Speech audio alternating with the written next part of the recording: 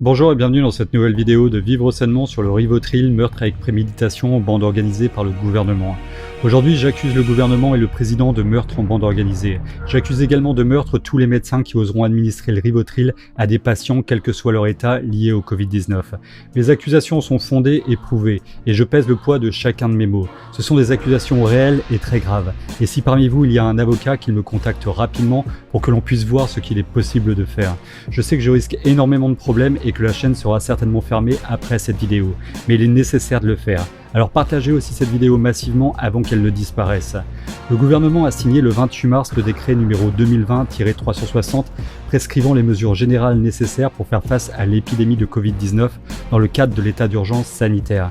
L'article 12.3.1 du Code de la santé publique dit « La spécialité pharmaceutique Rivotril sous forme injectable peut faire l'objet d'une dispensation jusqu'au 15 avril 2020 par les pharmacies d'officine en vue de la prise en charge des patients atteints ou susceptibles d'être atteints par le virus SARS-CoV-2 dont l'état clinique le justifie sur présentation d'une ordonnance médicale portant la mention « Prescription hors AMM » dans le cadre du Covid-19. Ce décret fut signé de manière très discrète, aucune annonce du gouvernement, aucune annonce dans les médias. Tous les médias grand public n'ont absolument pas parlé de ce décret et vous allez vite comprendre pourquoi. La Direction Générale de la Santé, DGS, confirme que le but du décret est d'améliorer l'accompagnement des soins palliatifs, y compris hors des hôpitaux, en EHPAD par exemple, où les médecins n'avaient pas accès au Rivotril, et que sa prescription est prévue pour permettre d'améliorer la fin de vie des patients pour lesquels une décision de limitation de traitement actif a été prise. Alors c'est quoi le Rivotril? Le Rivotril, c'est un sédatif très puissant de la classe des benzodiazépines. Il est utilisé pour traiter notamment l'épilepsie, maladie principalement caractérisée par des convulsions. Alors pourquoi toutes ces accusations pour un sédatif? Plusieurs personnes sont tout de suite montées au créneau pour signaler qu'il s'agissait d'une légalisation discrète de l'euthanasie, comme le député Meyer Habib, le docteur Serge Rader ou Gilbert Collard, alors que d'autres disent qu'il s'agit d'un traitement normal pour un patient en train de suffoquer. Le 2 avril 2020, le député Meyer Habib a écrit à Olivier Véran, ministre de la Santé, pour lui demander d'abroger une mesure prise par le décret du 28 mars 2020 qui autorise la délivrance par les pharmaciens de Rivotril injectable aux médecins de ville et ce pour les patients atteints ou susceptibles d'être atteints par le virus Covid-19 et dont l'état clinique le justifie.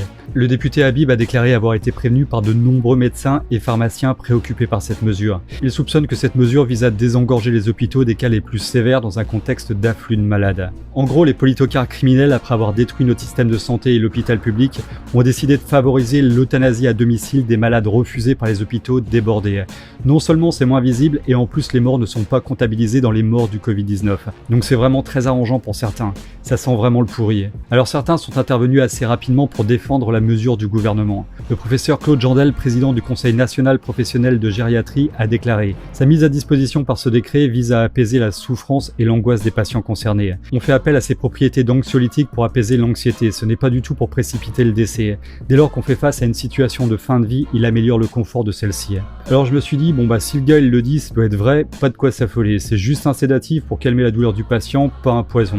Mais je me suis dit que j'allais quand même vérifier l'intégrité du bonhomme sur transparence.gouv.fr et là, surprise de chez surprise, j'ai jamais vu personne avec autant de liens d'intérêt avec les laboratoires. C'est genre, même Karine Lacombe, c'est une sainte à côté. Lui, c'est un champion en toute catégorie et pas avec un ou deux ou trois laboratoires. Non, il prend de l'argent avec tout le monde. Il a 25 pages de liens d'intérêt. Je veux dire, le gars, même en fermant les yeux, tu vois qu'il est rouge fluorescent. C'est grave. Donc voici une petite liste des labos parmi ces liens d'intérêt. Merck, Eli Lilly, Sandoz, Novo Nordisk, Ipsen Pharma, Mylan, Novartis, Astellas, Mérieux. Bon alors pour qu'un gars comme ça prenne la défense du gouvernement, je me suis dit qu'il fallait certainement creuser, parce que c'était pas clair du tout. Alors j'ai commencé à regarder la notice du Rivotril et les contre-indications. Et devinez quoi? Contre-indication, ce médicament ne doit jamais être utilisé dans les situations suivantes. Insuffisance respiratoire sévère. Insuffisance respiratoire sévère. Et bizarrement, c'est quoi le Covid-19? Une maladie respiratoire et elle provoque quoi cette maladie? Gagner, une insuffisance respiratoire sévère. Donc là on se dit, oui mais ça doit être encore un oubli ou une petite erreur de leur part. Là on se dit, après toutes les erreurs successives enchaînées les unes après les autres dans cette crise, on ne peut plus parler d'incompétence, c'est des professionnels criminels. Et nous y reviendrons en deuxième partie. Alors restez bien avec nous parce que vous allez voir que ce n'est pas du tout terminé. L'horreur de ce gouvernement ne s'arrête pas là du tout. C'est atroce mais c'est la réalité. Abonnez-vous également à la chaîne et rejoignez-nous sur Facebook pour rester en contact si la chaîne venait à être suspendue, car oui, ça pourra arriver et très bientôt. Partagez aussi cette vidéo massivement sur les réseaux sociaux car ma chaîne chaîne fut limité en diffusion sur le sujet de la crise. Un dernier point, YouTube a démonétisé toutes les vidéos sur la crise sauf pour les grosses chaînes de news comme BFM TV. Malgré ça, je travaille environ 14 heures par jour, 7 jours sur 7 pour faire ces vidéos, alors j'ai ouvert une cagnotte pour ceux qui pourraient m'aider par une cotisation mensuelle, pour améliorer la qualité de la chaîne.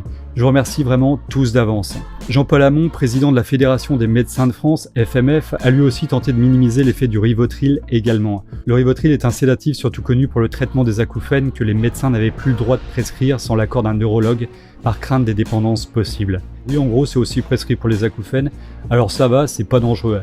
Lien d'intérêt du gars avec les laboratoires, AstraZeneca, Aptalis Pharma, ALK Abello. Philippe Bessé, le président de la Fédération des syndicats pharmaceutiques de France, a quant à lui déclaré « La détresse respiratoire, c'est comme une noyade, c'est horrible à vivre et donne lieu à des moments d'atroces souffrances. Le Rivotril est un anxiolytique puissant de la famille du Lexomil qui permet aux patients en détresse respiratoire d'avoir un accompagnement pour enlever cette anxiété morbide. Ce n'est pas un médicament qui provoque la mort, mais il permet d'éviter cette souffrance. » Donc lui, il nous tire bien la corde sensible de l'émotion en nous expliquant que quand le patient souffre vraiment beaucoup, comme dans une noyade, à ce moment-là, le Rivotril est ton meilleur ami et qu'il va t'aider à mieux t'endormir. En plus, c'est terrible, il utilise l'expression détresse respiratoire. Alors si ce gars sait lire, je lui conseille vivement de lire les contre-indications du Rivotril. Lien d'intérêt du gars, Pfizer, Novartis, Arrow Generics, Janssen Silag, Pierre Fabre, Biogaram, Milan. Frédéric Guérimand, professeur associé de médecine palliative, a ramené aussi une grosse brique sur le mur de la honte. Les patients en détresse respiratoire, asphyxie concernés, vont décéder du Covid-19. L'injection de Rivotril n'est pas du tout létale, elle permet juste d'éviter la perception insupportable de l'asphyxie. Bah oui, c'est clair, il va pas mourir d'asphyxie, il va mourir de Rivotril. Lien d'intérêt du gars, Ipsen Pharma, Mundi Pharma. Bernard Devalois est médecin en soins palliatifs à la maison de santé protestante Bagatelle à Bordeaux. Ancien président de la Société française de soins palliatifs, il dirige le centre de recherche Bientraitance et fin de vie. Il nous met collectivement en garde dans une tribune contre les dérives possibles en temps de crise sanitaire majeure. Il indique que normalement ces patients devraient être mis sous un autre sédatif s'appelant midazolam, mettant le patient en sédation vigile. Alors c'est quoi la sédation vigile? La sédation vigile est l'administration par voie intraveineuse d'un ou plusieurs médicaments destinés à diminuer l'angoisse et à donner l'impression que le temps se déroule plus vite. Elle permet de calmer les douleurs en étant présent, pas endormi. C'est un sédatif très souvent utilisé en soins palliatifs pour que les personnes puissent encore être présents et dire les adieux à la famille. Ce sédatif est l'opposé du Rivotril qui, lui, en plus de provoquer la mort du patient atteint du Covid-19, l'endort complètement à la limite du coma. Alors pourquoi ne pas utiliser le midazolam? Bernard Devalois répond « Le principal médicament, le midazolam, n'est pas disponible en dehors de l'hôpital. Des EHPAD qui concentrent les patients non réanimatoires n'en disposent pas. De nombreuses pharmacies hospitalières refusent de leur en délivrer, contrairement à la procédure légale qui l'autorise.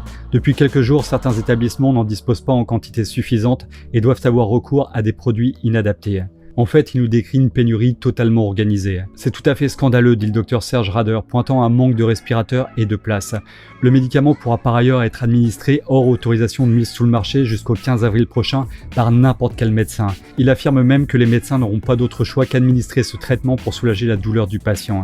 On les achève, tout ça parce qu'il n'y a plus de place. Pour le député UDI Meyer Habib, il n'y a aucun doute.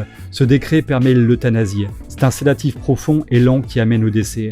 Il ajoute « Est-ce qu'on a demandé aux patients et à la famille du patient s'ils étaient d'accord ? Non. » Il conclut en affirmant que l'on donne des possibilités aux médecins d'administrer ce médicament sans l'accord du patient, ce qui va à l'encontre de la loi. Alors le député Meyer Habib parle d'euthanasie. Moi je parle de meurtre en bande organisée. Pourquoi ? L'euthanasie, qui est par ailleurs interdite en France, doit se faire sur l'accord du patient ou de la famille du patient si son état ne le permet plus. Comme le dit justement le député Meyer Habib, rien n'a été demandé aux patients ou à leur famille. Donc le médecin qui décide d'administrer le Rivotril sera alors coupable d'un crime et avec préméditation, car il sait en connaissance de cause que le Rivotril va causer la mort du patient. Alors docteur, s'il vous plaît, ne tombez pas dans le piège. En prêtant le serment d'Hippocrate, vous vous êtes engagé à préserver la vie, pas à tuer vos patients sur ordre du gouvernement. Nous nous devons de réagir au plus vite, car la non-dénonciation de crime est punie de 3 ans d'emprisonnement et de 45 000 € d'amende selon l'article 434-1 du Code pénal.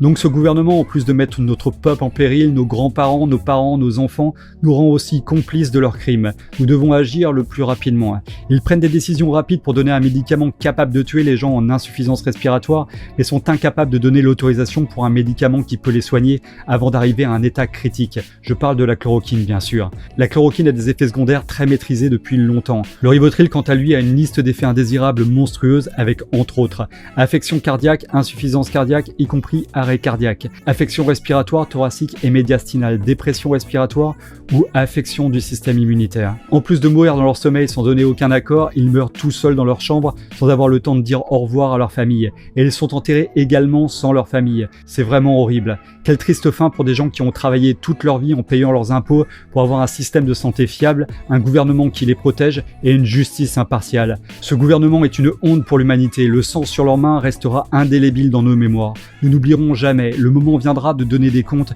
et que la justice fasse justice. Je vous invite à signer une nouvelle pétition dans la description. C'est la pétition du docteur Douste-Blazier. Il faut la signer, c'est vraiment très important. Il faut l'envoyer à tout le monde, sa famille, ses amis, même ses ennemis. Notre vie est en danger et nous devons réagir. Et vous, qu'en pensez-vous ? Voilà, cette vidéo est terminée pour aujourd'hui, j'espère que vous l'avez appréciée. Si c'est le cas, partagez-la massivement avant qu'elle ne soit effacée. Abonnez-vous à la chaîne si ce n'est pas encore fait et à très bientôt pour une prochaine vidéo sur vivre sainement si c'est encore possible.